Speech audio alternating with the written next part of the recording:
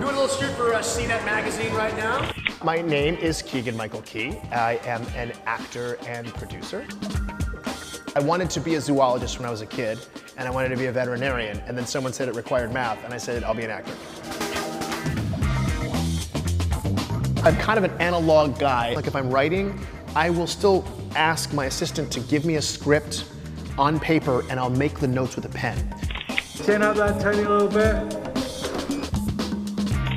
So my fiance, she's finally kind of gotten me into like using an Apple Pen and using a program called Goodreader on my iPad so that I can feel like I'm writing on a piece of paper. I'm very tactile, but I do drive a Tesla. It's like driving an iPad. It's like an iPad with wheels. But, and mostly that's because of I wanted to try to help the environment. I wanted to be in Predator for two big reasons. One is that I'm making a change in my career right now, which is I've always been fascinated by action movies, thrillers, martial arts. I loved the mythology of like, you know, people who could like, you know, touch a person and paralyze them. There was something about the excitement of it and the danger of it, and it was beautiful and it was violent and scary, and it just hit me in all the right places emotionally. The second reason, which really sealed the deal, was that the film is co-written and directed by Shane Black of Kiss Kiss Bang Bang fame. He wrote Lethal Weapon, he wrote The Last Boy Scout. There was just no way I didn't want to be involved with that genius. I play a former soldier. Boyd Holbrook is in the movie, the lovely Olivia Munn, Sterling K. Brown. There's a team of ex-soldiers. They're a little rough around the edges. They've all kind of seen better days. They band together under very strange circumstances, and but they've known each other from the past. They're all actually in therapy together. It's not about a bunch of heroes who are at the top of their game. For them to kind of pick up the mantle again is part of the excitement of the film. What I would love to see is what the next step is in our VR experiences. Like if I was going to go to a hockey game, I'd want to sit right in front of the glass. All I want is to have the experience that the spectators have.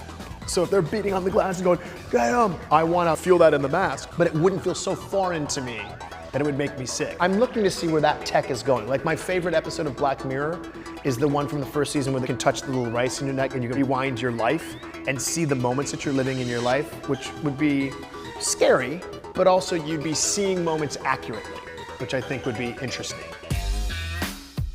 Here's what I don't like. I don't understand those automatic walkways in airports. When I'm with my fiance and she gets on the thing and I walk next to her, I get there at the same time. And when the ramp ends, you're like, what's happening? You gotta jump over the ramp. Like, why do we have those? Who is that helping? If you're an old person who's not ambulatory, you're in a wheelchair anyway. They're superfluous, they're not needed. I'm starting a movement. I'm pro-walk, I'm anti-walkway. You get human traffic jams, people are losing shoes in those things. I've seen some of these walkways, they're like 20 feet long. It's ridiculous. This interview's over, stupid.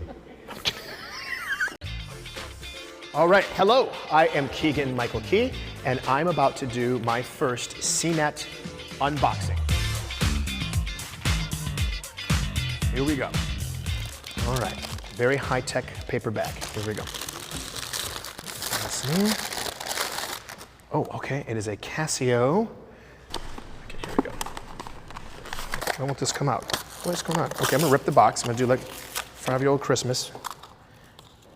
Oh my. This is a Casio water-resistant digital watch with calculator. Just like my dad bought me when I was a teenager. You guys, CNET, y'all meant to make me cry. This is amazing. Look at this. Okay, let me see. I had one of these when I was a teenager, and it was in my formative years. I only got beat up twice for it. I got it back both times when the kid couldn't do math. Who stole it? But anyway, let's see. Look at that. You've got division and multiplication, subtraction and addition. This is how I got through math class. The reason I'm an actor is because I'm lousy at math, because I had one of these. This is so good. Oh my God, CNET, you guys. This is like a trip down memory lane for me. Look at this. This is amazing. See, it just says right there, calculator. It's real straight. It's the good thing about tech in the 80s, very straightforward. There's no, it just says Casio, water resistant. I'm sorry, water resist. It's asking me to resist water. So it's reminding me every day that I only need like 8 glasses. After that, you're waterlogging yourself. So that's a feature I didn't remember. And then it just says calculator. What an amazing gift. Oh my God, this is great. Thanks so much. What? Oh, I can't keep it. Okay.